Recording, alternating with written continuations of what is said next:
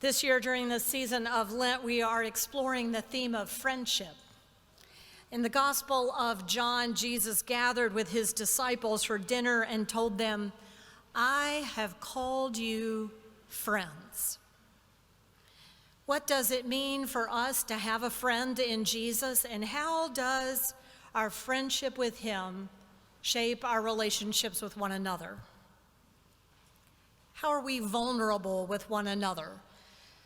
Like the disciples when Jesus washed their feet and told them to do that for one another. How do we trust one another when all too often we find ourselves betraying one another or victimized by a friend's betrayal like Judas who betrayed Jesus? Today we return to the Gospel of John right after the passage we read last week, and in which Jesus identified Judas as the one who would betray him by feeding Judas a piece of bread. Jesus dispatched Judas to do quickly what you were going to do. Judas left the dinner party, and the conversation continues in John chapter 13, beginning at verse 31. Let us listen for what God might say to us this day. When Judas had gone out, Jesus said, "Now the Son of Man has been glorified, and God has been glorified in him. If God has been glorified in him, God will also glorify him in himself, and will glorify him at once. Little children, I am with you only a little longer.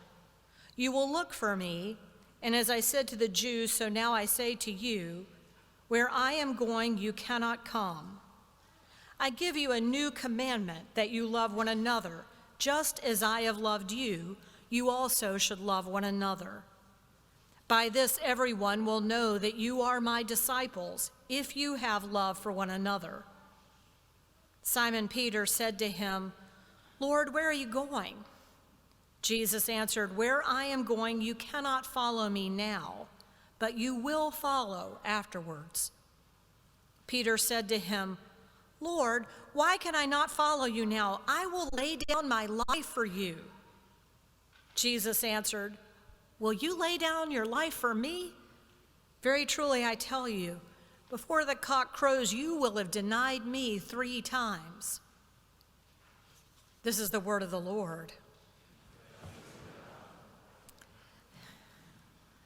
I'm intrigued by the way we humans talk about time.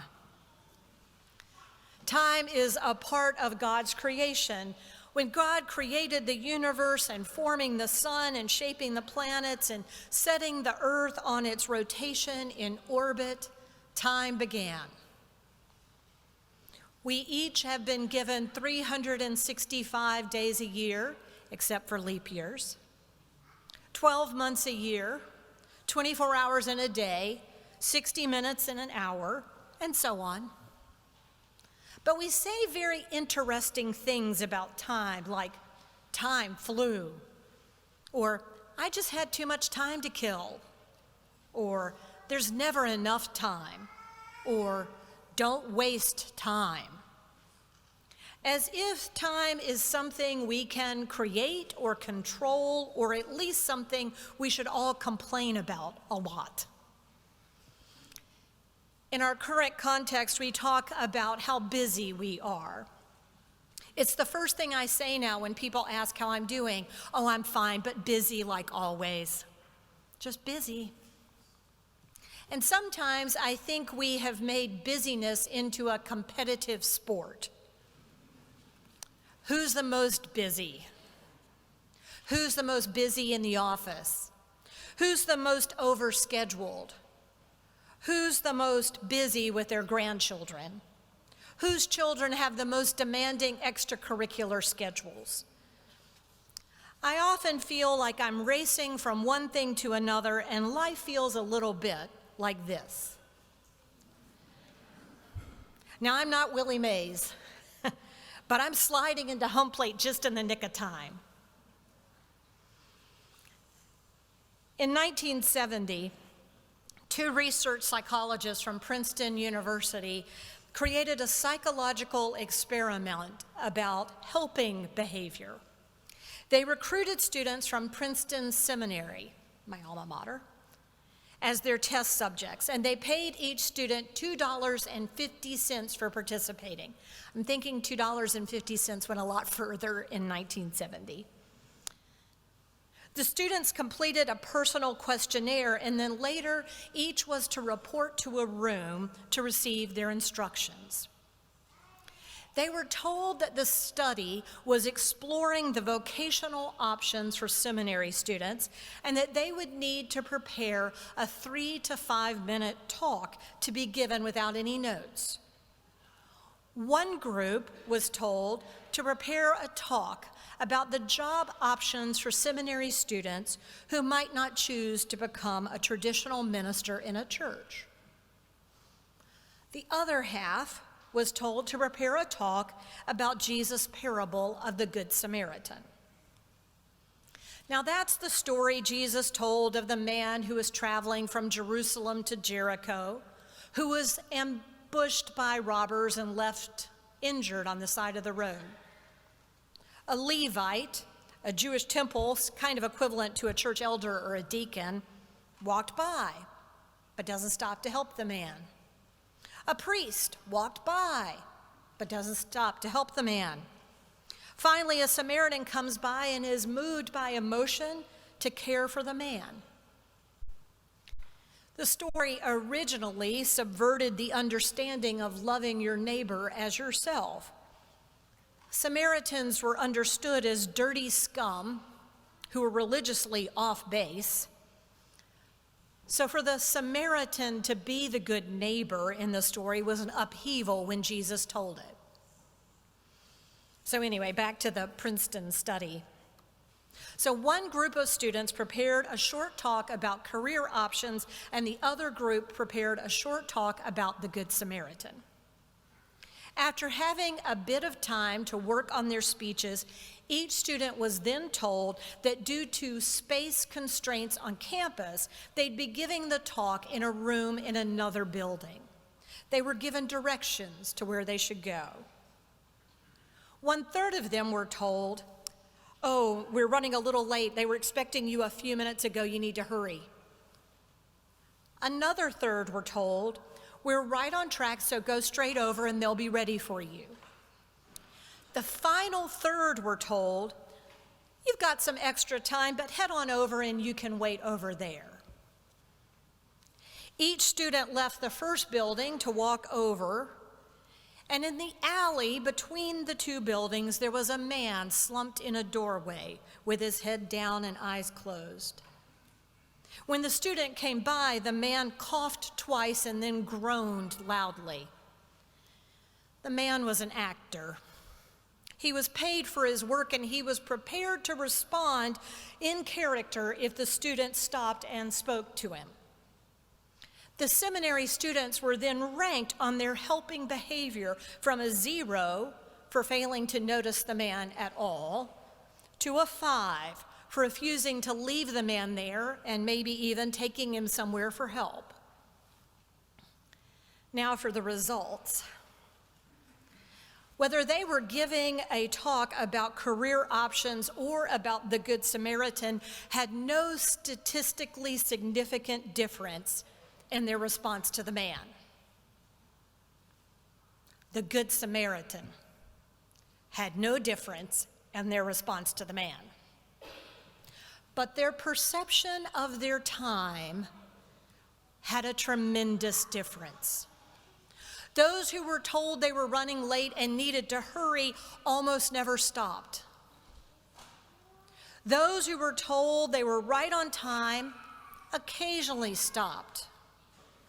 And those who were told they had plenty of time often stopped. So the helpfulness and the compassion of seminary students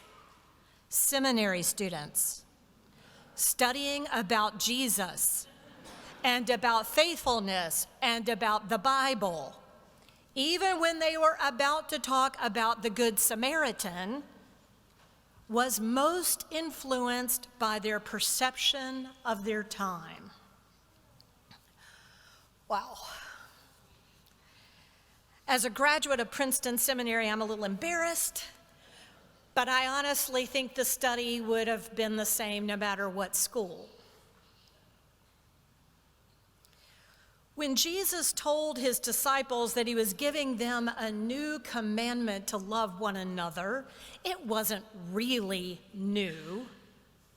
Deuteronomy and Leviticus had already told them to love their neighbors, to love strangers, to love other people. But Jesus said, just as I have loved you, you also should love one another. Just as Jesus has loved, so we are to love. Well, now that sets the bar pretty high, doesn't it? To love one another the way Jesus loves us. To befriend one another the way Jesus has befriended us. To help one another the way Jesus helps us. Jesus becomes the role model, the embodiment of love, the incarnation of God's love for the world. Jesus had told them already that he was the good shepherd, and the good shepherd is the one who lays down his life for the sheep.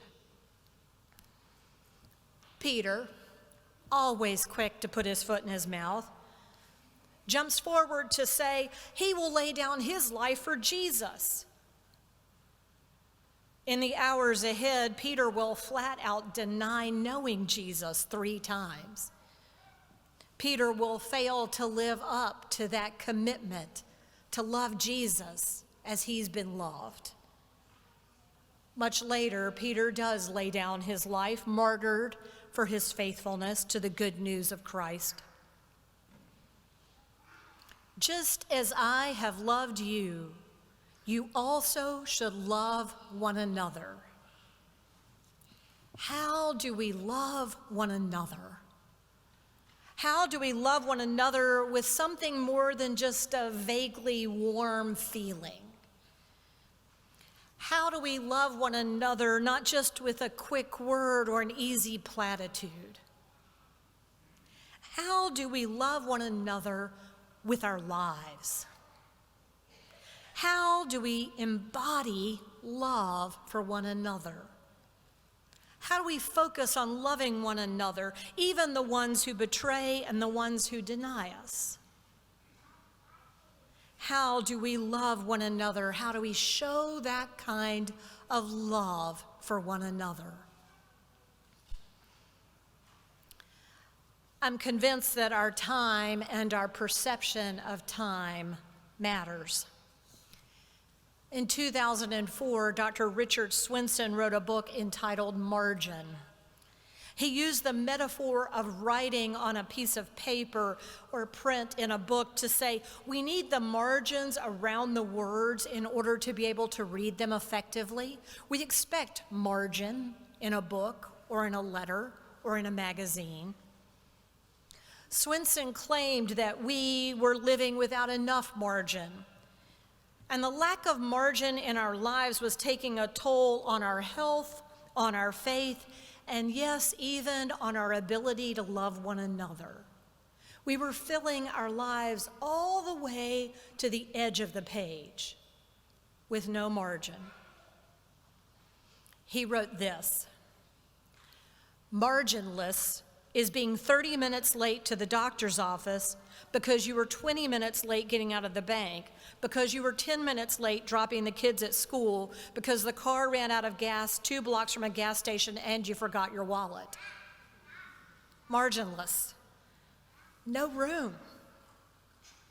And if that was true when he wrote it in 2004, I suspect for many it's true today.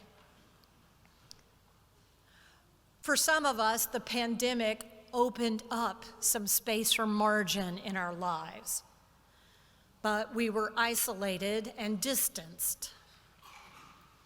I wonder, as the world ramps back up, as the calendar fills back up, as we get back out, Can we find margin in our lives without being in a time of forced shutdown? Can we find margin in our lives in order to love one another? Margin in order to stop and help the person who's slumped in the doorway? Margin in order to be friends who lay down their lives for one another? In order to love one another, we might need to say no to something. We might opt not to take the promotion because we don't want to lose time with our family. We might scale back on our children's activities because we just want to play in the backyard more. We might put the phone down to look at somebody in a conversation. Saying no might be a way we lay down our lives for one another in love. In order to love one another, we might need to say yes to something. We might choose to listen to a friend who is hurting and just needs a safe place to vent. We might invite somebody new out for lunch. We might take the extra moment to be kind to the waiter or the cashier or the salesperson. Saying yes might be a way we lay down our lives for one another, to love one another. It might mean saying no to some things. It might mean saying yes to some things in order to love one another. Just as I have loved you, you also ought to love one another. Loving our friends isn't just a vague, warm feeling or a very hurried love ya as we race off to the next thing. Loving our friends is embodied, it is enacted, it is incarnating the love of God just as Jesus did. So, my friends, this morning I say thanks be to God for Jesus Christ, the Word made flesh who embodied God's love for us, the Word made flesh who chose us as his friends. Thanks be to God for pouring out love on the world with reckless generosity, for always stopping for the one slumped in the doorway. May we put our love for our friends into action. May we embody it and incarnate as Jesus did. May we love one another as we have been loved. Amen.